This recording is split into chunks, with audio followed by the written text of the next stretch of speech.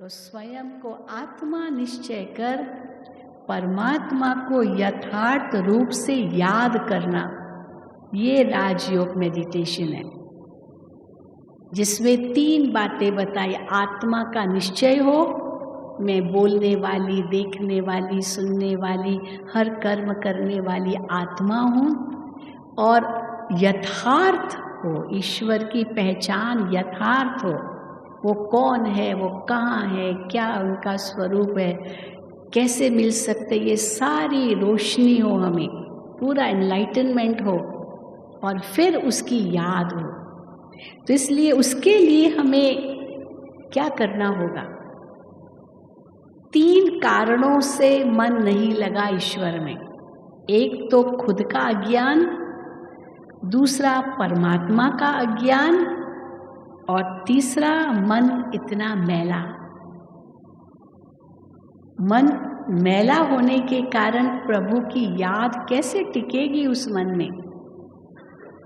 इसलिए ये तीनों जो कारण है, इनका निवारण हमको राजयोग में मिलता है। तो आपको आत्मा की तो पहचान मिली, परमात्मा की भी पहचान मिली, और जैसे एक बच्चा देहधारी है तो अपना उसका पिता देहिक होगा, देहधारी होगा, अपने पिता को सहज याद कर सकेगा। तो मैं आत्मा हूँ, तो आत्मा का पिता परमात्मा है, तो आत्मा निश्चय करके परमात्मा में मन हमारा सहज लगेगा। लेकिन उसके लिए कुछ आधार है, कुछ विधि है। जैसे दुनिया में करोड़ों इंसान हैं, 700 करोड़ दुनिया की आबादी है, लेकिन हमारा मन सब में नहीं जाता है। मन वहीं जाता है जिसका आपको पहले परिचय हो, पहचान हो उसकी। इसीलिए जब भी आपस में मिलते हैं तो सबसे पहले 1-2 का इंट्रोडक्शन देते हैं, क्योंकि बिना इंट्रोडक्शन के आप एक कदम भी आगे नहीं बढ़ सकेंगे। क्या बात करेंगे? इंट्रोडक्शन पहले चाहिए। तो पहला कदम मन को कहीं भी ले जाने का है, वो है पहचान। और पहचान करते करते, लेते लेते कुछ संबंध निकल आया। अब ये और एक कदम आगे, कुछ भी संबंध, एनीथिंग। बचपन में एक शहर में रहते थे, एक गांव में रहते थे, स्कूल में पढ़ते थे, ये भी संबंध है। एक भाषा के हैं, एक प्रांत के हैं, एक धर्म के हैं, ये भी कुछ न कुछ सिमिलैरिटी। जहाँ थोड़ी सी भी सिमिलैरिटी आई, वो संबंध का अनुभव कराएगी। और आगे, और जहाँ ये संबंध जुड़ा, फिर उसके बाद कुछ उसकी विशेषताएं देखी, गुण देखे, तो उसके साथ प्यार भी हो जाता है, स्नेह हो जाएगा, रिस्पेक्ट हम करेंगे। और फिर कुछ चीज़ों की लेन देन भी हुई, उसने हमको गिफ्ट दिया, हमने भी उनको गिफ्ट दी, तो एक प्राप्ति का अनुभव होगा। अब मन आपका वहाँ सहज लग जाएगा। तो ये मूल रूप से 4 आधार हैं मन को कहीं भी ले जाने के लिए। अब हम ये चारों आधार परमात्मा से लगाएंगे। सबसे पहला आधार आत्मा और परमात्मा की पहचान। अब इस पहचान के बाद संबंध। वास्तव में हमारा संबंध अनादि अविनाशी है ईश्वर के साथ, लेकिन उनसे आत्मा को शक्ति क्यों नहीं मिल पा रही है? क्योंकि कई संबंध ये टूट गया है। जैसे यहाँ बिजली जल रही है, क्योंकि बिजली घर से संबंध जुड़ा हुआ है, पर अचानक बिजली चली जाए, पंखे बंद हो जाए, माइक बंद हो जाए, सब बंद हो जाए, अंधेरा हो जाए, हम कहेंगे बिजली घर से कनेक्शन टूट गया। अब कनेक्शन टूट गया तो फिर जोड़ो। तो क्यों नहीं आत्मा को परमात्मा से शक्ति मिलती है? क्योंकि कहीं संबंध टूट गया है। अब जोड़े कैसे, वो विधि आपको बताएंगे। फिर जब संबंध जुड़ जाता है तो तीसरा आधार होता है स्नेह।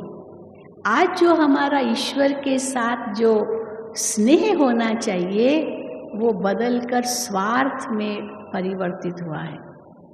स्वार्थ, ईश्वर मेरा कुछ काम कर दे तो मैं ईश्वर को मानूं, स्वार्थ, या तो एक डील, बिजनेस, भगवान मेरा ये काम करे तो मैं उनको 100 रुपए का प्रसाद चढ़ा दूं, एक बिजनेस हो गई।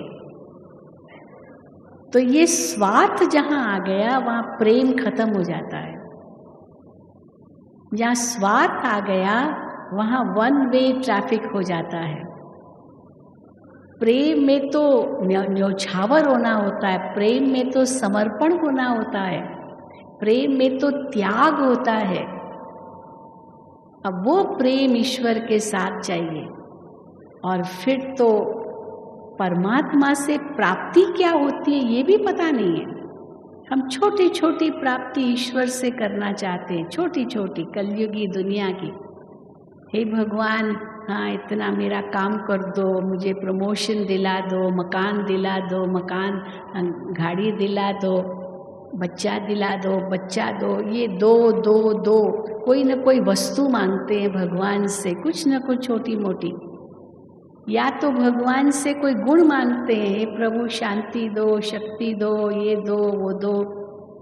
या तो कोई भूल करते हैं तो माफी मांगते हैं, भगवान माफ कर दो, ये भी दो दो दो। मानो मांगते ही रहते भिखारी बन करके।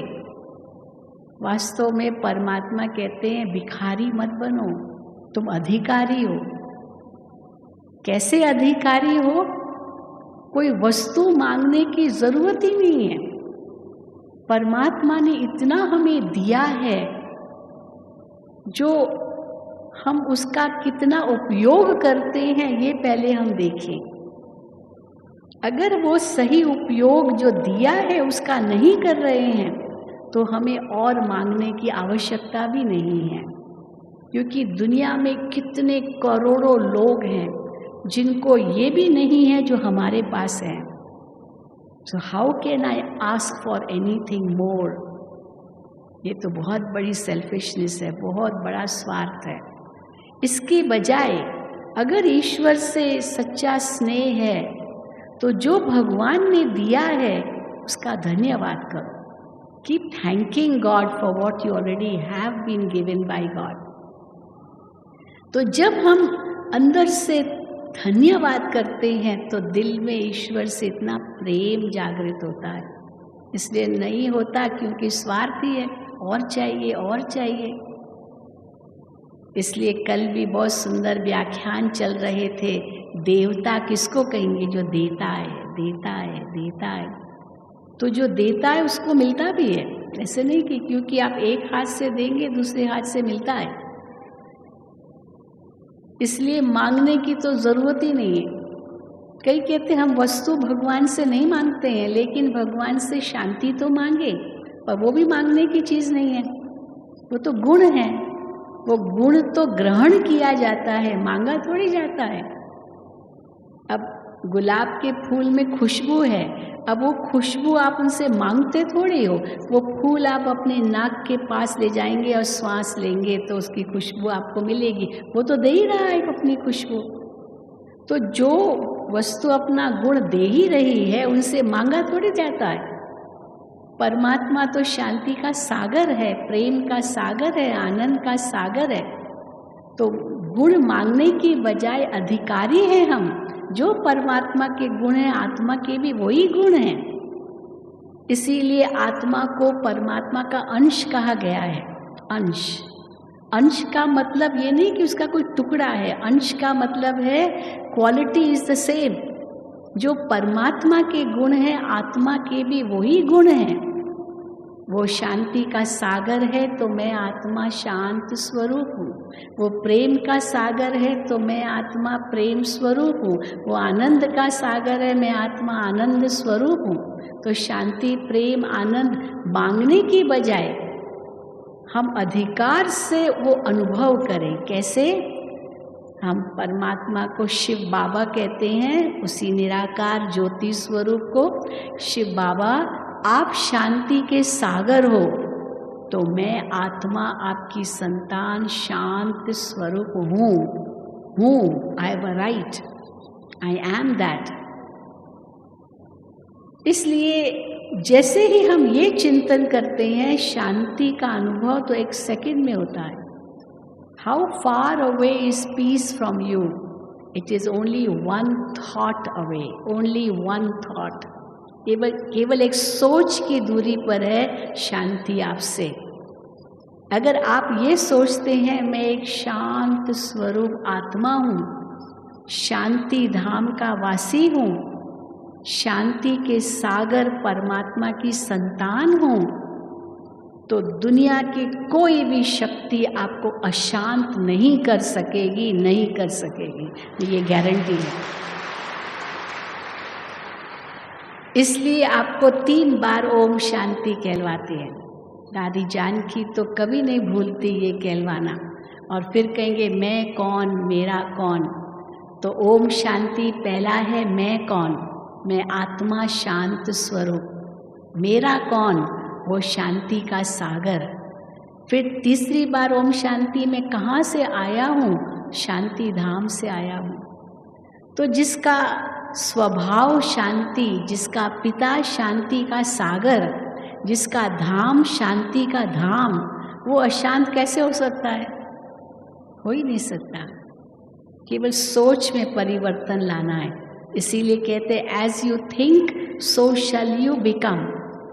अगर आप ये सोचते मैं बहुत अशांत हूँ, बहुत अशांत हूँ, तो फिर दुनिया की कोई भी शक्ति आपको शांति भी नहीं दे सकती है। ये भी चैलेंज है, कोई नहीं दे सकेगी, क्योंकि आपने खुद ही निश्चय कर लिया मैं अशांत हूँ। तो देखिए कितना कॉन्ट्रास्ट है। इसलिए as you think so shall you become, you attract that what you think. बस यही अंतर को हमें समझना है।